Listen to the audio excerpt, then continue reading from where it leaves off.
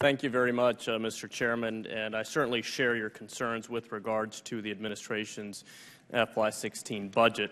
Admiral Zukunft, welcome, and thank you very much for your testimony. I was in Coast Guard Station Key West on Wednesday of last week, and I was reminded of the importance and the unique challenges that the Coast Guard faces in the state of Florida. I specifically wanted to ask you with regards to reserve training. The President requests a $9.4 million decrease for the reserve training account in FY16. The budget also assumes enactment of a proposal made in the FY15 request that would move 600 reservists from selected reserve to inactive ready reserve, essentially making them unable to respond if the country needed them without significant lag time to train. As you know, in Florida, we had, and all along the Gulf Coast, the unfortunate incident of the Deepwater Horizon some 5 years ago. Considering the risk of terrorist attacks, of spills of national significance, do you think that these reduced numbers will allow the Coast Guard to effectively respond to these types of scenarios? Congressman, those numbers cause me great concern. Our active reserve component is now the lowest it's been since 1957. Now, we can look back in the last 2 years.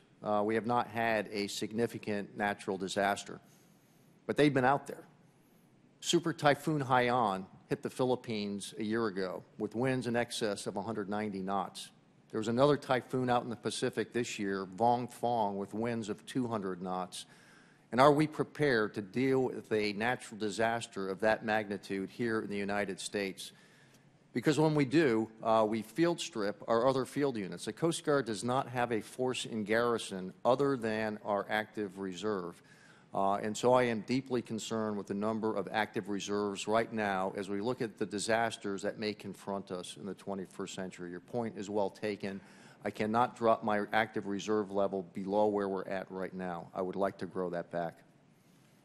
Thank you for your answer. I have an additional question. In my discussion with Captain Young and Commander Reed on Wednesday down in Key West, they expressed some concerns with regards to obviously a potential shutdown of the department, but also of these short-term funding mechanisms for the department. Can you briefly expound on the challenges that these short-term funding measures pose to your department? Yeah, I'll expound a little bit on two of those. The first was when we had sequestration in 2013. And when I had to make those budget adjustments, the only thing I can adjust is the amount of fuel that I burn. And what burns the most fuel is airplanes and ships. So that has a direct impact on our operations. We entered 2014 with the funding lapse. The Budget Control Act was still 3 months out, and we didn't know if we would be sequestered that year as well. So we have to scale back operations. And whenever you scale back operations, you play to the hands of our adversaries, and they take full advantage of the lack of Coast Guard persistent presence. Thank you, Admiral. And I will yield back, but before I want to recognize the rest of the panel, thank you all for being here, especially Chairman Cordero, who it's a pleasure to see. Thank you very much, Mr. Chairman.